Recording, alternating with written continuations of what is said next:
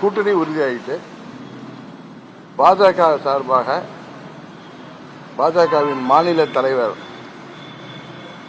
நண்பர் திரு கே அண்ணாமலை அவர்களும் டெல்லியிலிருந்து வந்திருக்கின்ற பிரதிநிதி முன்னாள் அமைச்சர் திரு கிஷன் ரெட்டி அவர்களும் என்னோடு இன்றைக்கு தொலைபேசியில் தொடர்பு கொண்டார்கள்.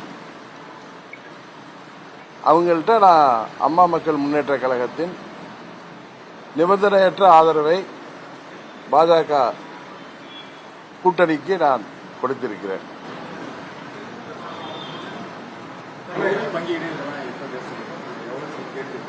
உங்களுக்கு நல்லா தெரியும், 2-3 மாதங்களாக நாங்கள் தொடர்ந்து பாஜகவை சேர்ந்த தமிழ்நாட்டைச் சேர்ந்த முக்கியமான நிர்வாகியுடனும் மத்தியிலிருந்து அனுப்பப்படுகின்ற நிர்வாகிகளுடன் பேசிட்டு இருக்கோம்னு சொல்லியிருக்கேன். பலமுறை பேசியிருக்கோம். இன்றைக்கு அதிகாரப்பூர்வமாக அவர்கள் என்னோடு நேற்று சென்னைக்கு திரு கிஷன் ரெட்டி அவர்களும் மத்திய அமைச்சர் திரு வி.கே. சிங் அவர்களும் வந்திருக்காங்க. என்னால் அவர்களை சந்திக்க முடியவில்லை, ஏன்னா நான் திருச்சிக்கு வந்துட்டதுனால. அதனால் தொலைபேசியில் திரு அண்ணாமலை அவர்கள் என்னோட தொடர்பு கொண்டார்கள். அவங்கள்ட்ட பேசி என்னுடைய ஆதரவையும், ஏற்கனவே எங்களது கோரிக்கையெல்லாம் அவங்களுக்கு தெரியும். கூட்டணியில் தொகுதி சம்பந்தமான எங்களது கட்சி அம்மா மக்கள் முன்னேற்ற கழகத்தின் தேவைகளை ஏற்கனவே அவங்கள்ட்ட நாங்கள் கடிதம் மூலமே கொடுத்துருக்கோம். எல்லாவற்றையும் சுமூகமாக பேசி பாஜக தலைமையிலான இந்த கூட்டணி உறுதியாக இந்தியாவில் ஆட்சி அமைப்பார்கள், மீண்டும் ஆட்சி அமைப்பார்கள். திரு நரேந்திர மோடி அவர்கள்தான் பிரதமராக போவது உறுதி என்பது எல்லோருக்கும் தெரியும். தமிழ்நாட்டிலும் ஒரு சிறப்பான வெற்றியை பாஜகவிற்கு பெற்று தருவதற்கு நான் பலமுறை சொன்னது போல அம்மா மக்கள் முன்னேற்ற கழகம் ஒரு அணிலை போல உதவிகரமாக இருக்கும். தேர்தல் கூட்டணிங்கிறது வந்து எண்ணிக்கை அடிப்படையில், ஆமா, கொள்கை அடிப்படையில் இல்லை. நீங்க என்ன மாதிரி சீட்டுகள் கேட்டிருக்கீங்க, அவங்க வந்து ஒத்துக்கிட்டாங்களா? அதாவது கொள்கை அடிப்படையில் எல்லாம் ஒரே கட்சியாக இருந்துட்டு போயிடலாம். தேர்தலுக்கு யார் இப்பொழுது பிரதமராக வேண்டும் அப்படிங்கிறது அந்த பாராளுமன்ற தேர்தலுக்கு முக்கிய விஷயம். அதனால அந்த பாஜக கட்சியை வலுப்படுத்துகின்ற விதமாக தமிழ்நாட்டில் அதிக இடங்களை பாஜக கூட்டணி பெற வேண்டும் என்பதற்காக நாங்கள் அன்கண்டிஷனலாக ஆதரவு தெரிவிச்சிருக்கோம். சில வதந்திகளைப் போல, பொய்ச் செய்திகளைப் போல எங்கள் மீது பாராமுகமும் கிடையாது. அதனால சொன்னதும் தவறு. எங்களோட தொடர்ந்து பேசிட்டு இருக்காங்க. 6 மாதங்களாக பேசுறாங்க. குறிப்பாக ஒரு 2-3 மாதங்களாக தொடர்ந்து பேசிக் கொண்டிருக்கிறார்கள். எந்தெந்த தொகுதி என்பதெல்லாம் பிரச்சனையே கிடையாது. எங்களுக்கு எத்தனை தொகுதி என்பதும் பிரச்சனை இல்லை. ஆனால் அவர்களுக்கும் தெரியும் எங்களுடைய தேவை என்ன என்பதும் அவங்களுக்கு தெரியும். அம்மா மக்கள் முன்னேற்ற கழகத்திற்கு எது நியாயமான கோரிக்கை என்பதுதான் நாங்கள் வைப்போம். அது அவர்களுக்கு தெரியும். அதெல்லாம் உரிய நேரத்தில் அதெல்லாம் உங்களுக்கு தெரிவிப்போம். எங்களுக்கு எந்தவித நிர்பந்தமுமே இதுவரை கிடையாது. அது பொய், இனிமும் இருக்காது. ஏன்னா அதெல்லாம் ஒரு பொய் வதந்திகள் தான். அது பலமுறை சொல்லியிருக்கோம். எந்த சின்னத்தை பற்றிலாம் அவங்க எந்த முறையும் எங்கள்கிட்ட இந்த சின்னத்தில் இருந்துங்க அதில் அப்படிலாம் சொல்லுங்க. நாங்கள் ஒரு ரீஜனல் பார்ட்டி, எங்களுக்குன்னு தேர்தல் ஆணையம் ஏற்கனவே சின்னம் ஒதுக்கியிருக்கு, குக்கர் சின்னம். அந்த சின்னத்தில் போட்டியிட மறுபடியும் நாங்கள் உரிய நேரத்திலேயே நாங்கள் அதுக்கு மனு செஞ்சுருக்கோம். அதனால் நாங்கள் எங்களுக்கு ஒதுக்கப்படுகின்ற குக்கர் சின்னத்தில் உறுதியாக போட்டியிடுவோம். இன்னொன்று, எந்த கட்டத்திலையுமே பாரதிய ஜனதா கட்சியோ யாருமே எங்களை நீங்கள் இந்த சின்னத்தில் நிற்கணும் அப்படிலாம் எங்களை நிர்பந்திக்கவும் இல்லை. அது போன்ற அச்சுறுத்தலும் இல்லை. ஆனால் இப்போ சின்ன நிர்பந்தம்னா அதிமுக கூட தொடர்ச்சியாக இன்னமும் பாஜக கூட்டணியாக பேசிக்கிட்டு இருக்காங்க அப்படின்னு சொல்லிட்டே இருக்காங்க. அந்த நேரத்தில் உங்களோட நிலைப்பாடு என்ன இருக்குங்க? அதாவது உங்களுக்கு முதலே சொன்னேன், பாஜக மத்தியில் ஆட்சி அமைக்கணும். அதற்கு திரு நரேந்திர மோடி அவர்கள் 3வது முறையாக பிரதமராவது நாட்டிற்கு ஒரு சிறப்பான எதிர்காலத்தை அமைத்து தருவார் என்ற நம்பிக்கையில் நிபந்தனையற்ற ஆதரவு தர்றோம்னு நாங்கள் சொல்லிட்டோம். அதுக்கப்புறம் அரசியலில் நீங்கள் சொல்ற மாதிரி எந்தவித ஒரு காலகட்டம் வந்தாலும் அம்மா மக்கள் முன்னேற்ற கழகம் தனது நிலைப்பாட்டில் உறுதியாக இருக்கு. ஆனால் ஒருவேளை அப்படி அதிமுக கூட பாஜக கூட்டணி வச்சா நீங்க ஒரு நட்சத்திர பிரச்சாரம் இருக்கீங்க, நீங்க வந்து ஓபிஎஸ் உடைய இபிஎஸ் உடைய ஆதரவாளர் போட்டியில அந்த தொகுதியை உங்களுக்கு பிரச்சாரம் பண்ணுவீங்களா? நீங்க சொல்ற மாதிரி யூகங்கள்லாம் அது போல வருகின்ற பட்சத்தில் என்னுடைய நடவடிக்கையில தான் உங்களுக்கு தெரியும். இது ஒன்றும் ஏதோ தொகுதி பங்கீடு என்னைக்கு பேச்சுவார்த்தை அது சம்பந்தமான கோரிக்கைகள்லாம் நான் ஏற்கனவே அடுத்த கட்டமா நான் இன்றைக்கு அவர்களை சந்திக்க வர முடியல. திரு கிஷான் ரெட்டி அவர்கள் எனக்கு ஏற்கனவே அறிமுகமானவர். திரு வி கே சிங் அவர்களும் நான் பலமுறை அவர்கள் எல்லாம் அறிமுகமானவர்கள், சந்தித்து பேசியிருக்கேன். இன்று வர முடியலைங்கிறது சொன்னதை அவங்க புரிஞ்சுக்கிட்டாங்க. மறுபடியும் சந்திப்போம்னு சொல்லியிருக்காங்க. பாஜக தமிழ்நாட்டு மக்கள் வந்து ஒருபோதும் ஏற்றுக்க மாட்டாங்க. கடந்த சில ஆண்டுகள் முன்னாடி பேசியிருக்காங்க. இந்த சூழலில் இந்த தேர்தல் அவங்க ஏற்றுக்குவாங்க? இல்ல நான் என்ன சொல்லியிருக்கேன், ஒரு தொலைக்காட்சி பேட்டில் சொன்னதை திருச்சி சொல்றாங்க. அதாவது தமிழ்நாட்டு மக்களுக்கு எதிரான திட்டங்களை அமல்படுத்தினால் அது போன்ற நிலை நீடித்தால் வாழ்நாள் முழுவதும் என்னால் அவங்களோட போக முடியாது சொல்லியிருக்கேன். அதிலிருந்து உங்களுக்கே தெரியும், ஸ்டெர்லைட் விவகாரமாக இருக்கட்டும், தமிழ்நாட்டு விவசாயிகளை பாதிக்கிற மீத்தேன், ஹைட்ரோ கார்பன் திட்டங்களாக இருக்கட்டும், அதுபோல் பல்வேறு தமிழ்நாட்டு மக்கள் விரும்பாத ஏற்றுக்கொள்ளாத திட்டங்களை எல்லாம் அவங்க ஒன்றும் எதுவும் ப்ரெஷரைஸ் பண்ணுறதில்லைங்கிறது உங்களுக்கு தெரியும். இன்னும் வருங்காலத்தில் தமிழ்நாட்டுக்காக நிறைய திட்டங்களை வழங்குவேன், நிறைய தமிழ்நாடு முன்னேறுவதற்கு உதவிகள் செய்வோம் என்று பிரதமர் மோடி பலமுறை சொல்லுவது உங்களுக்கு தெரியும். அதனால எந்த உறுத்தலும் இல்லாமல் தான் நாங்கள் ஒரு அரசியல் இயக்கமாக பாஜக என்கிற அரசியல் இயக்கத்தோட கூட்டணி. ஏற்கனவே இருக்கிற கட்சிகள், இன்னும் பல கட்சிகள் அவங்க பேசிட்டு இருக்காங்க தமிழ்நாட்டில்.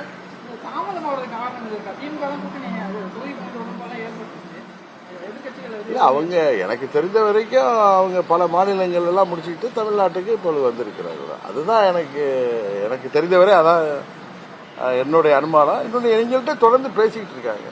அதனால இதுல எந்த கேப்பும் இல்லை. அபிஷியலா இன்னைக்கு எங்களுக்கு அவங்க அதிகாரப்பூர்வமா இன்னைக்கு திரு அண்ணாமலை அவர்களும் திரு கிஷான் ரெட்டி அவர்களும் என்னோட தொடர்பு கொண்டாங்க.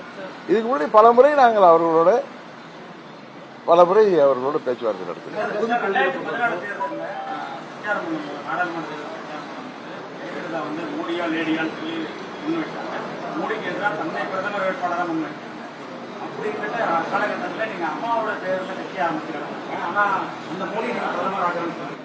அதாவது 99 பாராளுமன்ற பொதுத் தேர்தல் அப்ப எங்க அம்மா இனிமே நான் பிஜேபியோட கூட்டணியே போக மாட்டேன்னு சொன்னாங்க. ஆனா 2004 அம்மா கூட்டணி சென்றாங்க.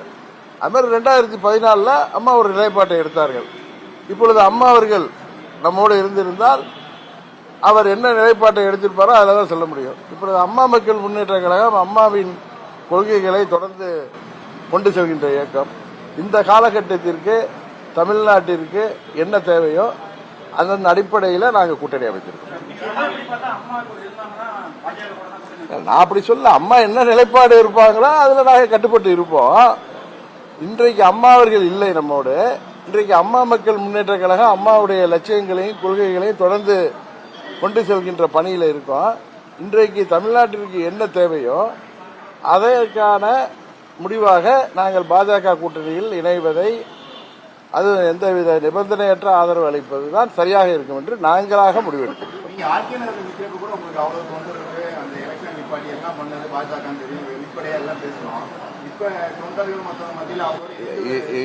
நீங்க கேட்கிற கேள்வி கேட்டு ஒரு காலத்துல நம்ம புரிஞ்சுக்காம இருந்திருக்கலாம். இப்பொழுது அம்மா மக்கள் முன்னேற்ற கழகம் டிடிவி தினகரன் பற்றி அவர்கள் நன்றாக புரிஞ்சு வைத்திருக்கலாம். அதனால 2021 நான் அந்த கூட்டணியில செல்வதற்கான வாய்ப்பு இருந்துச்சு, உங்களுக்கு தெரியும். அப்பொழுதும் டெல்லியை சேர்ந்த நலம் விரும்பிகள் திமுக என்கிற தீயசக்தி ஆட்சிக்கு வந்துவிடக்கூடாதுங்கிறதுக்காக என்னோட தொடர்பு கொண்டாங்க. நான் பலமுறை சொல்லியிருக்கேன். அதனால நான் 40 தொகுதிகள் எங்களுக்கு கொடுங்க உங்க கூட்டணியில. நான் கூட போட்டியிடவில்லை. என்னை கேட்ட பழனிசாமி கம்பெனி பயப்படுவாங்க, நான் நிக்கலன்னு சொல்லி தான் கேட்டேன். பட் அது சரிவராமல் போட்டு தனித்து நின்னோம். ஆனால் இப்போ பாஜக தலைமையிலான கூட்டணி அவர்கள் எங்களோட நட்போடு பேசிக் கொண்டிருக்கிறார்கள். நாங்களும் அவர்களோட நட்போடு வருங்காலத்தில் அவர்களோடு நட்புடன் பயணிக்க வேண்டும் என்கிறதோட நாங்களும் அவங்கள்ட்ட பேசிட்டு இருக்கோம். எங்களை அவர்கள் நன்றாக புரிந்து வைத்திருக்கிறார்கள், நாங்களும் அவர்களை நன்றாக புரிந்து வைத்திருக்கிறோம். அதனால கூட்டணிக்கு சொல்றோம். அதை பற்றி நான் இன்னும் முடிவெடுக்கல. எனக்கு அது மாதிரி தேனியில போட்டிடுறேன், சிவகங்கையில போறப்ப அது மாதிரி உங்க மாதிரி கூட நண்பர் சிவகங்கையில போட்டிடுறீங்களா, திருச்சி சொல்றாங்களா, தஞ்சாவூர் போனா தஞ்சாவூர்ல கேட்கிறாங்க. பாஜக மதசார்பான கட்சியா இல்லையா? பாஜக இந்தியாவின் வளர்ச்சிக்கான ஒரு இயக்கம். அவங்களுடைய கொள்கைகள் உங்களுக்கோ எனக்கோ சில உடன்பாடு இல்லாமல் இருக்கலாம். ஆனா அவங்க அதான்னு நீங்க கேள்வி கேட்கிறப்ப நான் என்னுடைய பதில், இந்தியாவின் வளர்ச்சிக்காக இந்த காலகட்டத்திலே தேவையான ஒரு கட்சி பாஜக என்பதுதான் என்னுடைய நிலைப்பாடு. இப்ப தொகுதி பங்கீடுங்கிறது வந்து நீங்க மட்டும் தான் பேசி முடிச்சிருக்கீங்களா? உங்களுக்கு சுமூகமா இருக்கா? இல்ல ஓபிஎஸ் சேர்த்து நீங்க பேசுறீங்களா? அதை பத்தி அவரே தான் எனக்கு பதில் சொல்லியிருக்காரு.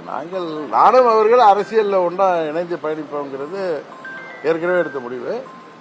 நான் இது சென்னையில் இருந்தால் நானும் அவர் கூட போயிருக்கலாம். நான் இங்கே இருந்துட்டேன், போக முடியல. நாங்கள் அம்மா மக்கள் முன்னேற்ற கழகத்திற்கான தொகுதிகளை பற்றி தான் பேசுவோம். அவர் அவங்களுடைய கட்சி சம்பந்தமான தொகுதிகள் பற்றி பேசுவாங்க. தேர்தல் அரசியலை பற்றி சின்னம்மாவுடைய நிலைப்பாடு என்ன வந்து நீங்க அவங்கள பாக்குறப்ப கேட்டாதான் அது சரியா. தேர்தல் ஆணையர் வந்து இப்ப பதவி ரிசைன் பண்ணிருக்காரு. இப்ப இந்த தேர்தல் வந்து நியாயமா நேர்மையா நடக்கும். அதாவது 3 தேர்தல் ஆணையர்கள் இருந்தாங்க. உடனே நான் பிஜேபி கூட்டணிக்கு போறதுனால பேசுறேன்னு சொல்லாதீங்க. என்ன ஒரு காமன் மேனா என்னுடைய பார்வை என்னன்னா, 3 தேர்தல் ஆணையர்கள் இருந்தாங்க. ஒரு தலைமை தேர்தல் ஆணையர், 2 தேர்தல் ஆணையர்கள். ஒருவர் வந்து ஏற்கனவே ரிட்டையர் ஆயிருக்காரு, அடுத்தவர் நியமிக்கணும். இன்னொருத்தர் திடீர்னு நேரத்தோ முதல் நாள் ரிசைன் பண்ணியிருக்காரு. அதுக்காக மறுபடியும் தேர்தல் ஆணையரை நியமிக்கிறதுக்கான கூட்டம் 15 நடக்கிறதா சொன்னாங்க. அதனால இதுல தேர்தல் நியாயமா மறுபடியும் அவங்க தேர்தல் ஆணையர்களை நியமிச்சுட்டு தானே எலெக்ஷன் நடத்துவாங்க. எதிர்கட்சிகளை பொறுத்த வரைக்கும் அண்ணாமலை வந்து ஒரு மிகப்பெரிய கொடூரமா பேசுறாரு, போறாரு. அவர் தன்னோட தகுதியை மீறி பேசுறாரு. ஒரு பால் வந்து நீங்க வச்சுக்கலாம், என் தகுதிக்கு அவர்கிட்ட நான் பேசுறதா அப்படிலாம் கேட்கிறாரு. ஆனா அந்த மாதிரி அண்ணாமலை வந்து உங்கள்கிட்ட எப்படி நடந்துக்கிறாரு? சரியா நடந்துக்கிறாரா? அதை பத்தி சொல்லுங்க. உங்களுக்கு தெரியும், நான் இப்ப யதார்த்தமாக பேசக்கூடியவன், எதையும் அன்னைக்காக ஒரு செய்தி பேச மாட்டேன். திரும்ப நான் திருச்சி வரப்போ உங்களை எல்லாம் சந்திக்கணும். எப்போ இல்லை, இன்றைக்கு இல்லை, இன்னும் 10 வருஷங்களாலும் என்னுடைய பதில் நீங்க திருப்பி கேட்டா அது எப்பயுமே ஒரே பதிலாக தான் இருக்கும். உங்களுக்கு தெரியும், என்னோடு அவர் நான் பழகிற வரைக்கும் ஒரு நல்ல படித்த அதிகாரியாக செயல்பட்டவர், நல்ல புத்திசாலியாக இருக்கிறாரு. இன்னொன்று தெரியும் உங்களுக்கு, நான் ஸ்ட்ரைட்டா பேசுவேன். அவரு என்னிடம் நட்போடவும் எதையும் திறந்த மனதோடு பேசுகிறார். அதனால எனக்கு அவர் ஒரு பிடித்த நண்பராக இருக்கிறார். திருப்பி அதே கேள்விதான். எடப்பாடி பழனிசாமி திருப்பி வந்து பாஜக கூட்டணிக்கு வந்தா நீங்க அவர்களுடைய தொகுதியில போட்டி வந்து அண்ணா வந்து இரட்டல் நிற்பாங்க. நீங்க ஒருவேளை அரசியல்ல திமுக என்கிற ஒரு தீய சக்தி அழிப்பதற்காக பாஜக எல்லா கட்சிகளிடம் கூட்டணிக்கு வேண்டும் என்று பேசலாம். அது அவர்கள் பக்கத்து நியாயம். நீங்க சொன்னது மாதிரி ஒரு நிலைமை ஏற்பட்டா அப்பொழுது நாங்க என்ன செய்யறோம்னு பாருங்களேன், வெயிட் பண்ணுங்களேன். என்ன இருக்கு, இப்ப இத்தனை நாள் இந்த கேட்டகரிய கூட்டணி போகலாம்னு நாங்கள் வந்து சில கட்சிகளோட பேசிட்டு இருக்கோம். அது கூட்டணி உறுதியான பின்பு சொல்றேன்னு சொன்னேன். எதையும் ஒரு அபிஷியலா வரணும். இன்னைக்கு இல்ல, என்னைக்கு இல்ல. தனிப்பட்ட முறையில் எனக்கு எடப்பாடி பழனிசாமிக்கு எந்த கொடுக்கல் வாங்கல் பிரச்சனை இல்ல. துரோக புத்தியுடைய பழனிசாமி நாங்கள் பயணிப்பது எந்த காலத்திலும் சாத்தியம் இல்லை. அவர் அந்த துரோக சிந்தனையெல்லாம் மறந்து அந்த சிந்தனையெல்லாம் விட்டு ஒரு நல்ல மனிதராக அவர் வந்தால் அப்பொழுது அதை பத்தி யோசிப்போம். இல்ல இல்ல, நான் சொன்ன எந்த காலத்திலும் திருந்தாத பழனிசாமியோட நாங்க பயணிப்பதற்கு வாய்ப்பு இல்லை. நீங்க சொல்ற மாதிரி வர்ற சமயத்துல அந்த நேரத்தில் நான் இதே திருச்சிக்கு வந்து உங்களுக்கு அதே கேள்விக்கு பதில் சொல்றேன்.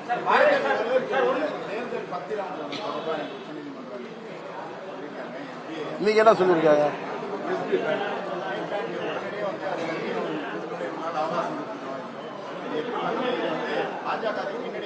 இல்ல இல்ல, இது வந்து பார்லிமெண்ட்ல இயற்றப்பட்ட ஒரு சட்டம். அதன் அடிப்படையில் நம்ம பார்க்கிறோம் தொலைக்காட்சிகள்ல, மாநில கட்சிகள்ல திமுகவோட 90% நிதி வந்து எலக்ட்ரல் பாண்ட்ஸ் மூலம் வந்திருக்குன்னு. அதனால அதை எஸ்பி அதை ஹேண்டில் பண்ணிக்க போறாங்க. அது எஸ்பியோட ஹெட் ஆகி நம்ம எதுக்கு அதை போய் மட்டை உடைச்சிக்கிட்டு